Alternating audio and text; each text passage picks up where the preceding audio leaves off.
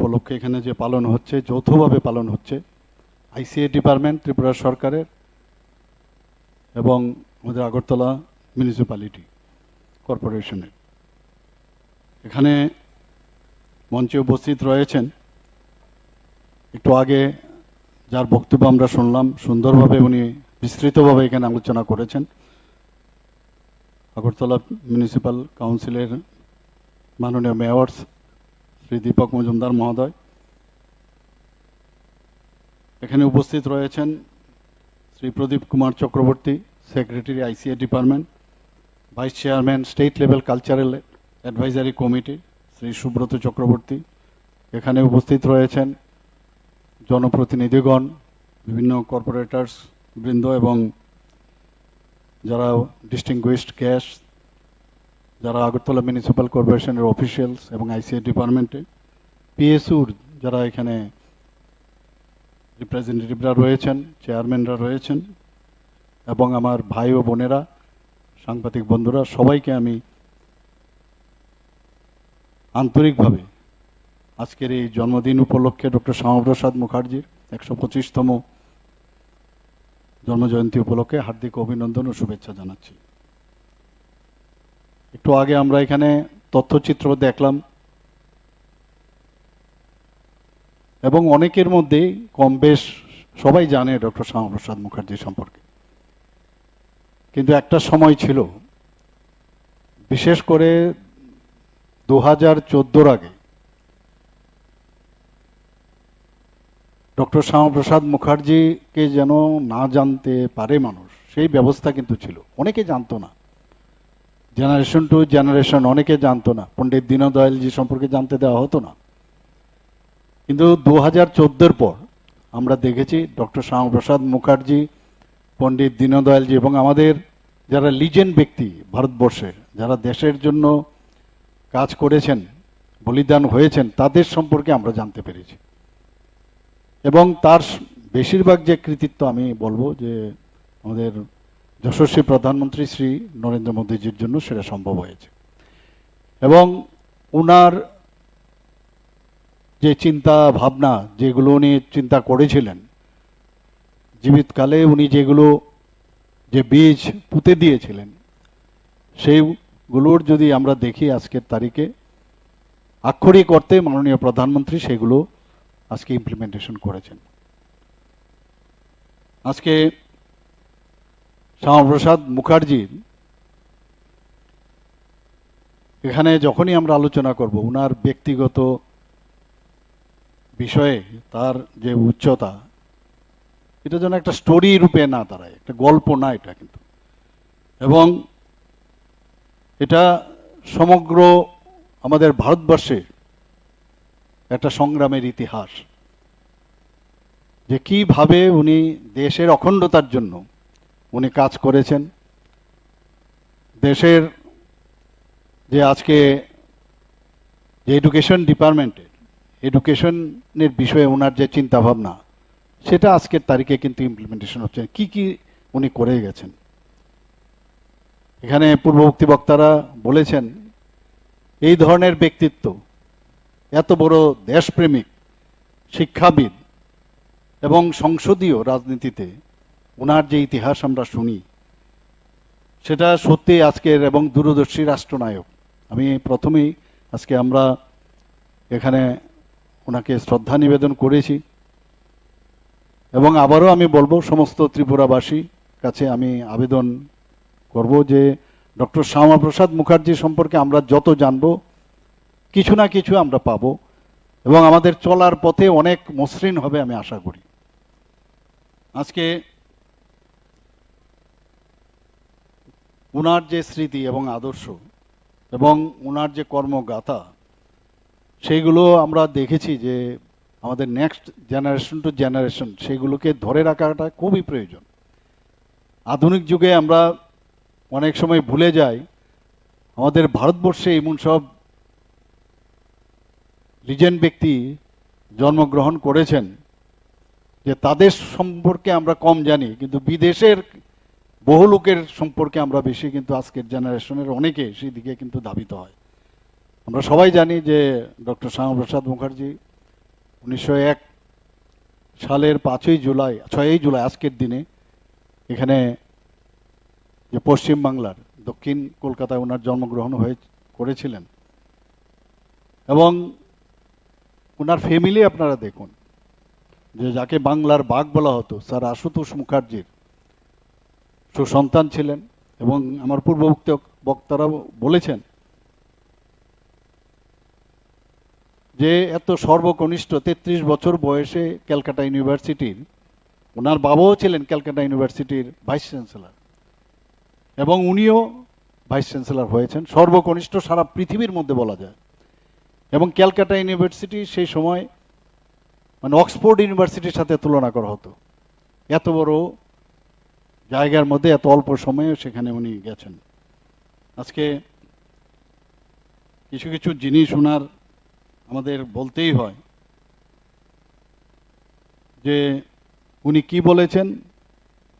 উনি বলেছেন যে আমি কোনো দলের মানুষ নই, আমি কোনো দলের মানুষ নই, আমি ভারতের মানুষ। আমার কাছে ভারত মাতার স্বার্থই সর্বোচ্চ। দল, পদ, প্রতিষ্ঠা সব কিছু তার নিচে। আজকে সকালবেলা আমরা পার্টি অফিসে আমরা গিয়েছিলাম, সেই পার্টি অফিসেও এই বিষয়ে আমরা আলোচনা রেখেছি। আমরা জানি যে 1951-এ ভারতীয় জনতা পার্টির যে পূর্বসূরি জনসংঘের প্রতিষ্ঠাতা উনি, সেখান থেকে পরবর্তী সময়ে 1980-তে ভারতীয় জনতা পার্টি হয় আমাদের স্বর্গীয় প্রধানমন্ত্রী অটল বিহারী বাজপেয়ীর হাত ধরে। সেখান থেকে আজকে কোথায় আজকে চলে এসছে এখানে। কারণ আমাদের ভারতীয় জনতা পার্টির যে আদর্শ, সে আদর্শ এমন এক আদর্শ যে প্রথম রাষ্ট্র, তারপরে দল, তারপর হচ্ছে নিচে। তো এই ধরনের আদর্শের কোথায় অন্যান্য পার্টিদের মধ্যে আছে? এটা তো উল্টো, অন্যান্য পার্টির ক্ষেত্রে কিন্তু উল্টো আমি দেখি। তো সেই জায়গায় দাঁড়িয়ে আজকে G20-র কথাই বলুন, দেশ আমাদের মাননীয় প্রধানমন্ত্রীজির নেতৃত্বে যেভাবে চলছে, দেশের সারা পৃথিবীর মধ্যে একটা সর্বোচ্চ স্থান দখল করেছে। উনি বলেছেন আজকে অপোজিশনের কথা, গণতন্ত্রের যদি আমরা দেখি, গণতন্ত্রকে যদি প্রতিষ্ঠিত করতে হয় তাহলে সংসদীয় রাজনীতিতে অপোজিশনেরও সেইভাবে মূল্যায়ন করা উচিত। ওনার যে বক্তব্য সে বিষয়ে বলে, ভারতের সংসদে এমন বিরোধী কণ্ঠস্বর থাকা উচিত যা সরকারের প্রতিটি ভুলকে প্রশ্ন করতে পারে, প্রতিটি অবিচারের বিরুদ্ধে রুখে দাঁড়াতে পারে, এবং সেই কণ্ঠস্বর হওয়াটাই আমার দায়িত্ব। আজকাল আমরা বিরোধী পলিউটেড হয়ে গেছে অনেক জায়গার মধ্যে চিন্তা ভাবনায়।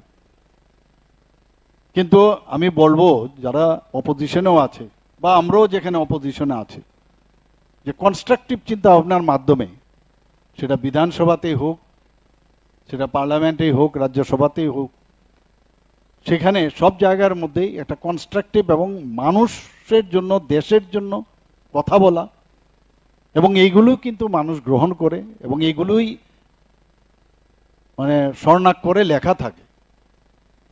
এবং এই বিষয়ে একটু আমাদের প্রারম্ভিক ভাষণে আমাদের প্রদীপবাবু বলছিলেন যে একটা ইতিহাসের যে স্বর্ণাক্ষরে যদি লেখা থাকে, সেটা হচ্ছে ডক্টর শ্যামাপ্রসাদ মুখার্জির যে ইতিহাস উনি সৃষ্টি করে গেছেন, সেটাই। সেইভাবে আমাদের প্রতিটি মানুষ আমরা যদি কাজ করি, সব জায়গায়, বাইরেই হোক, আমাদের বিধানসভার ভিতরেই হোক, পার্লামেন্টের ভিতরেই হোক, বাইরে হোক, সব জায়গায় কনস্ট্রাকটিভ চিন্তা ভাবনার যদি আলোচনা করা হয়, সরকার যদি ভুল করে তো সেই ভুলটা ধরিয়ে দেওয়া উচিত, এর মধ্যে কোনো সমস্যা নেই।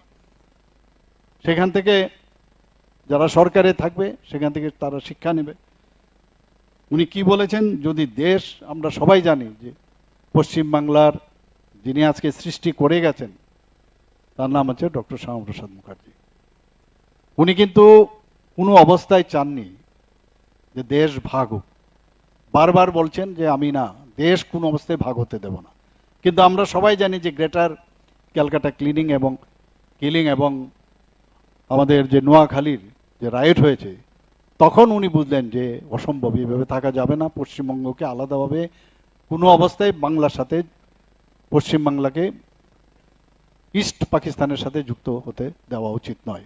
এবং তার দেখুন কত দূরদর্শী নেতৃত্ব উনি ছিলেন। আমরা দেখেছি যে কাশ্মীরের কি অবস্থা হয়েছিল, সেখানে যারা পণ্ডিত, হিন্দু পণ্ডিত যারা ছিলেন তাদেরকে কিভাবে সেখানে যে মেজরিটির নাম দিয়ে তাদেরকে নৃশংসভাবে হত্যা, ধর্ষণ, অগ্নিসংযোগ কি না করেছে এই কাশ্মীরি পণ্ডিতদের। তিনি বুঝতে পেরেছিলেন অসম্ভব, এই মৌলবাদী যারা আছেন তাদের সাথে থাকা যাবে না। এবং সেই কারণেই আজকে পশ্চিমবঙ্গের সৃষ্টি হয়েছে। আপনারা জানেন যে গত 20শে জুন এই বঙ্গ দিবস হিসাবে পালন করা হয়েছে, বিশেষ করে হিন্দু বাঙালিদের জন্য। এটা সাংঘাতিক বিষয়। সেটা আজকে হিন্দু বাঙালিরা কোথায় যেত? তাদের স্থানই ছিল না।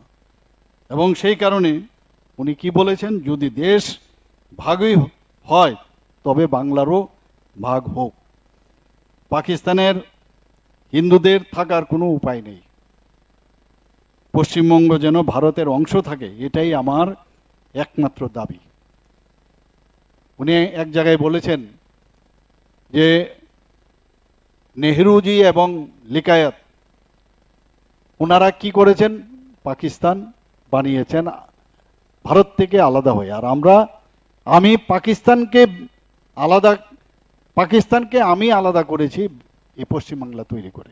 এই যে বিষয়গুলো আছে আজকে, এইগুলো কিন্তু আমাদের মানে ভাববার বিষয়। উনি সবসময় বলতেন আমার চিন্তা ও কর্ম রাষ্ট্র ও আমাদের সংস্কৃতি।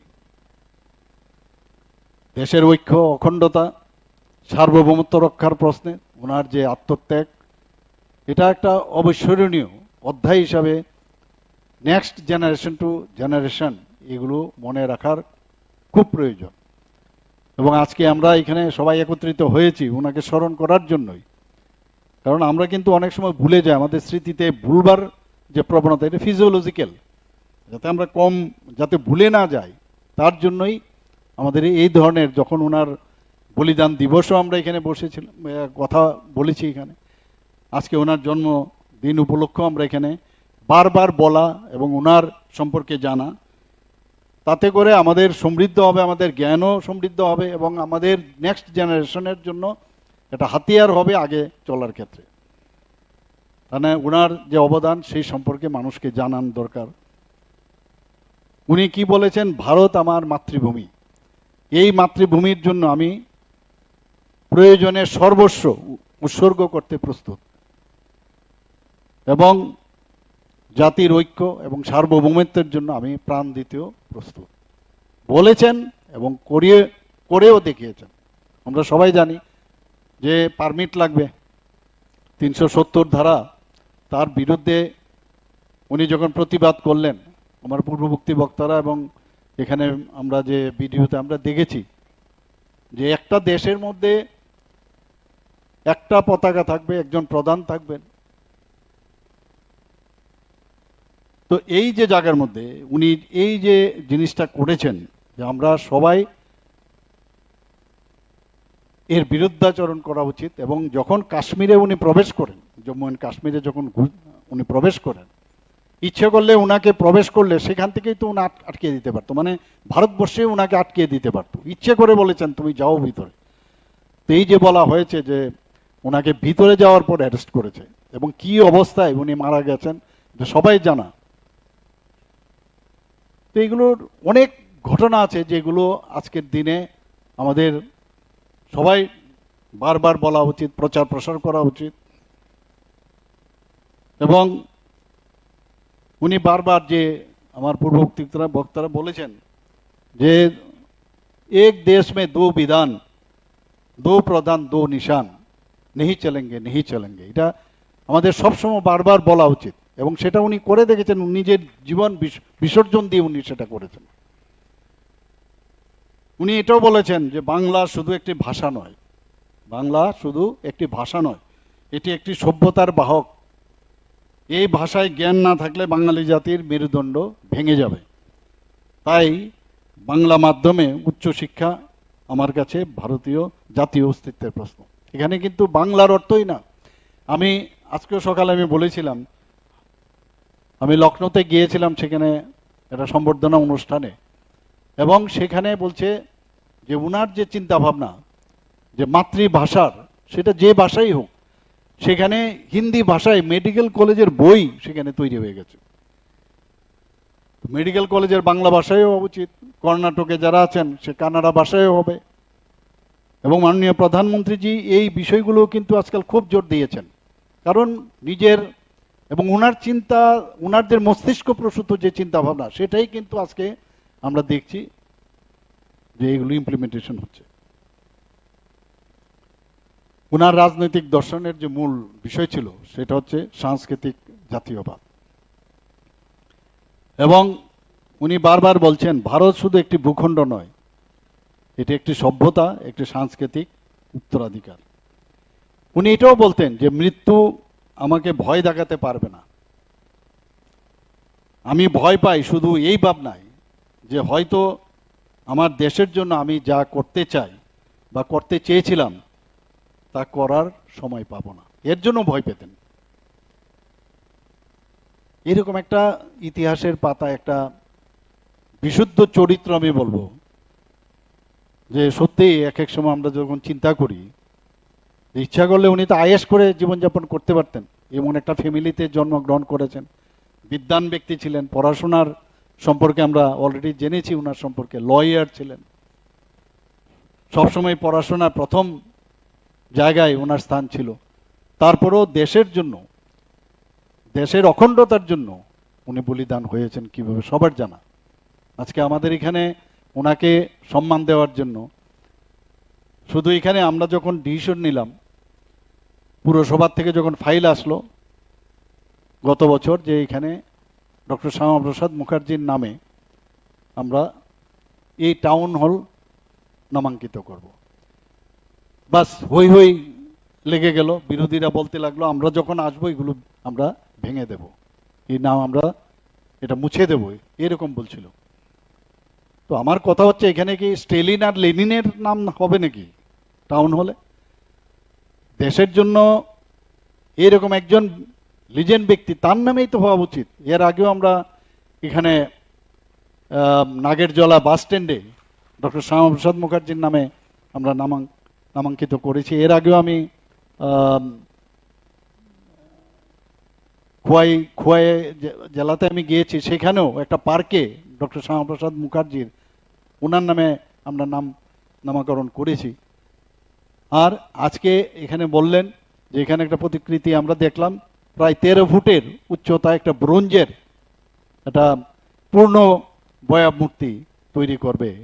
আমরা তো সম্মান দিতে হবে। আমরা এর আগেও আমরা ইভেন আমাদের সরকার আসার পর আপনারা দেখেছেন যারা দেশের এবং রাজ্যের জন্য কাজ করেছে, এই যে আইল্যান্ড একটা আছে, 0 মাইল ফলক যেখানে ছিল কামানচৌনির সাথে, আমাদের সরকার আসার পর আমরা সেখানে বীর বিক্রম কিশোর, মানিক্য বাহাদুরের মূর্তি সেখানে বসিয়েছি। 0 ফাইল যেটা মাটির নিচে চলে গেছে সেটাকে উঠিয়েছি, আমরা ছোটবেলায় দেখেছি। সেটার নাম গোত্রহীন একটা আইল্যান্ড ছিল, সেটাকে আমরা করেছি। আমরা এই রাজ পরিবারের এক সদস্য, সারা পৃথিবী যাকে জানে, ভারতবর্ষ তো বটেই, আমাদের এত বড় মিউজিক এবং singer legend S D Barman, আমাদের এয়ারপোর্টের থেকে আসতে ওনার নামে একটা পূর্ণবয় মূর্তি আমরা কিন্তু ওখানে প্রতিষ্ঠিত করেছি। আমরা জানি সম্মান কাকে দিতে হয়। আমার নিজের লোক, আমার নিজের ঘরের ব্যক্তি যারা এত কাজ করে গেছে তাদের নাম করব নাকি বিদেশ থেকে এনে ওদের নাম দেব আমরা? কাজেই ওরা এখনো ওই জায়গায় আছেন, এবং এর পেছনে কি কি কারণ সেগুলো আর বলার অপেক্ষা রাখে না। আমি বলবো যে এইগুলো মানে ওরা এখনো যদি মনে করে যে এইভাবেই চলবে, তাহলে মানুষ তাদের অ্যাকসেপ্ট করবে না। এবং অলরেডি কিন্তু খুঁজে পাওয়া যাচ্ছে না, এখন খুঁজে পাওয়া যাচ্ছে না, মাইক্রোস্কোপ দিয়ে এখন দেখতে হবে ওনাদেরকে। এবং ওদেরকে কোনো অবস্থায় যারা খুন সন্ত্রাস, আপনারা ভাবুন এই কমিউনিস্টদের আদর্শে, সেই বিশ্বাসে এই নকশালপন্থীরা বারবার ওনাদেরকে বলেছে আপনারা আসুন কথা বলুন, কিন্তু ওরা চায় না যে ছত্তিশগড়ের মতো জায়গায় এখানে মাইনে ভর্তি। কারণ এখানে এই মাইন যদি সেখান থেকে এক্সট্রাক্ট হয় তাহলে দেশ তো এগিয়ে যাবে, তো তাদেরকে জীবিত রাখা প্রয়োজন। শুধু ছত্তিশগড় না, ঝাড়খণ্ড থেকে আরম্ভ করে, ওয়েস্ট বেঙ্গল থেকে আরম্ভ করে, ছত্তিশগড়, ইভেন আপনার মহারাষ্ট্র পর্যন্ত, সেই জায়গায় দাঁড়িয়ে আজকে নকশাল মুক্ত ভারত আমাদের মাননীয় প্রধানমন্ত্রীজির মার্গদর্শনে, আমাদের যশস্বী গৃহমন্ত্রীজির উনার মার্গদর্শনে সেটা সম্ভব হয়েছে, যে নকশাল মুক্ত ভারত সেটা কিন্তু আজকে প্রমাণিত হয়েছে। কত লোকের মৃত্যু হয়েছে, নর্থ ইস্টার্ন জন্য একই অবস্থা ছিল। আচ্ছা, টেররিস্ট ফ্রি ত্রিপুরা হয়েছে। তো উনারা তো এই চিন্তায় আছেন। কি বলছেন, যখন নিকেশ করলো সমস্ত লোকদের, তখন বলছে এটা ঠিক করা হয়নি, ওনাদের উচিত ছিল ওনাদের সাথে কথা বলার জন্য। ওনাদের সময়ই তো ত্রিপুরাতে টেররিস্ট সৃষ্টি হয়েছিল। আমরা তো সবাইকে নিয়ে, জাতি জনজাতি আমরা সবাই মিললে, আমরা বারবার যেটা বলছি, আমরা একসাথে আমরা থাকতে চাই, একসাথে আমরা বসবাস করতে, সবাই শান্তি চায়। আজকে এই কারণে এটা প্রাসঙ্গিক, ডক্টর শ্যামাপ্রসাদ মুখার্জির যে চিন্তা ভাবনা, দেশের অখণ্ডতার জন্য সবাই যদি আমরা কাজ করি, তবেই একটা জায়গায় আমরা আসতে পারব। আজকে এখানে কাশ্মীর নীতি এবং 370 বিলুপের কথা যদি বলি, যার জন্য উনি প্রাণ বলিদান হয়েছেন, সেই জায়গায় আজকে এসে মাননীয় প্রধানমন্ত্রীজি 2019 5ই আগস্ট উনি যেটা চেয়েছেন যে 370 ধারা এবং 35A বিলুপ করার, এবং উনি এক জায়গায় বলেছেন আমি মৃত্যুকে ভয় পাই না। কিন্তু উপর থেকে উনি দেখছেন যে মাননীয় প্রধানমন্ত্রীজির নেতৃত্বে আজকে অনেক কথা হয়েছে যে 370 ধারা 35A যদি বিলুপ হয় তাহলে দেশের মধ্যে রায়েট হয়ে যাবে, কত কিছু কথা। ইভেন 3 তালাকের সময়ে একই কথা হয়েছিল। যাদের যেভাবে নির্যাতন করছিল তাদেরকে পরিত্রাণ দাতা সেটা হচ্ছে আমাদের মাননীয় প্রধানমন্ত্রী শ্রী নরেন্দ্র মোদীজি। এই যে বিষয়গুলো একের পর এক করে গেছেন, আজকে উনি দেখছেন যে যেইভাবে আজকে এই 370 ধারা এবং 35A বিলুপ করেছে, আজকে কাশ্মীরে সবাই খুশি, সবাই আনন্দিত ওখানকার। আমরা এর আগে আমরা কথায় কথায় আমরা যেতাম কাশ্মীরে, শ্রীনগরে, আমরা সবাই গেছি, জম্মু অ্যান্ড কাশ্মীরে। আজকে এত বছর ধরে, দীর্ঘ সময় ধরে সেখানে টেররিস্টদের কি অবস্থা ছিল, পাকিস্তান মদতপুষ্ট টেররিস্টরা,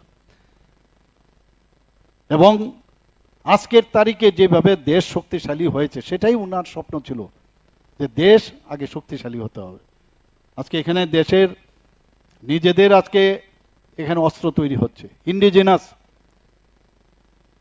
আজকে এখানে এয়ারক্রাফটের, হেলিকপ্টার থেকে আরম্ভ করে মাননীয় প্রধানমন্ত্রীজি কিছুদিন আগে বলেছেন যে আমাদের আত্মনির্ভর হতে হবে। আত্মনির্ভর এই যে চিন্তা ভাবনা কার ছিল, সেটা ডক্টর শ্যামাপ্রসাদ মুখার্জির সেটা ছিল, এবং সেই কাজটা আজকে ভারতবর্ষে হচ্ছে।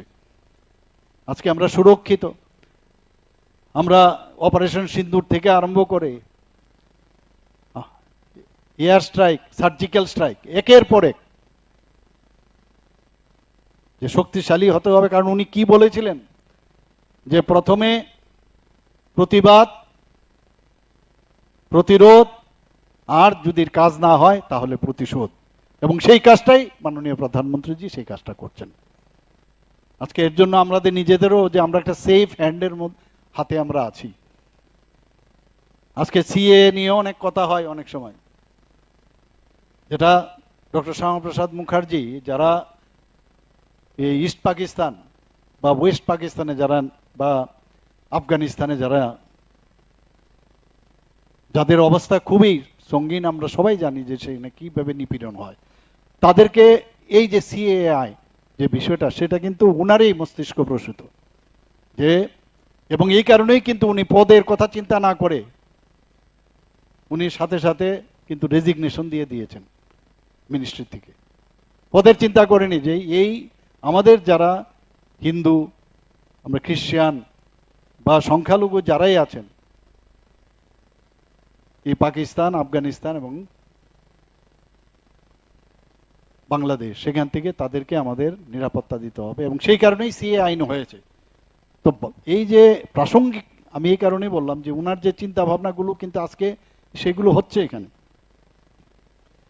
আমরা এখন কি বলছি, আমরা যে ভোকাল ফর লোকাল, মানে আমাদের সেলফ রিলায়েন্ট হতে হবে, আমাদের নিজেদের আত্মনির্ভর ভারত, আত্মনির্ভর ত্রিপুরা হতে হবে। 2047-এ আমাদের শ্রেষ্ঠ ভারত, শ্রেষ্ঠ ত্রিপুরা বা শ্রেষ্ঠ রাজ্য হতে হবে।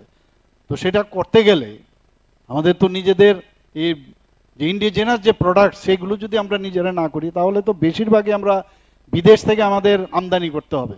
এখন আমরা রপ্তানি করতে যাচ্ছি, এখন প্রচুর রপ্তানি হচ্ছে, এখন প্রচুর ইভেন আমরা যেসব এয়ারফোর্সেরই হোক, আর্মিরই হোক, নেভেলের ইত্যাদি আমরা বাইরে এখন কিন্তু এক্সপোর্ট করছি এখানে। তো মেক ইন ইন্ডিয়ান যে স্বপ্ন উনারই দেখানো পথ সেটা হচ্ছে। আজকে আমরা দেখেছি যে আমরা যেভাবে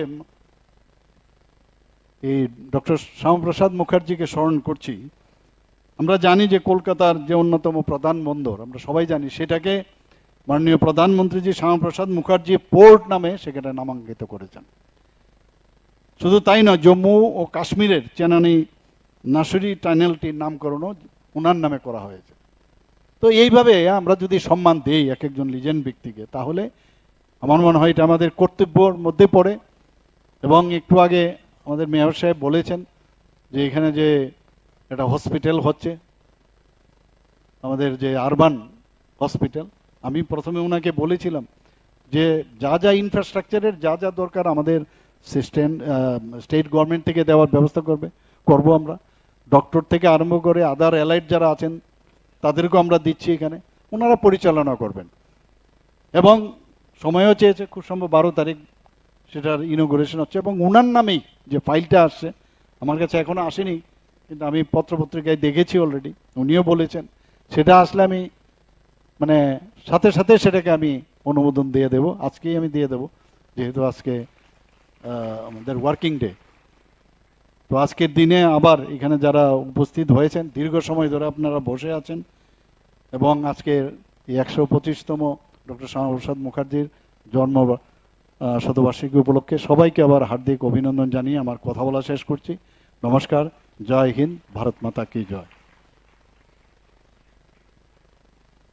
অসংখ্য ধন্যবাদ রাজ্যের মাননীয় মুখ্যমন্ত্রী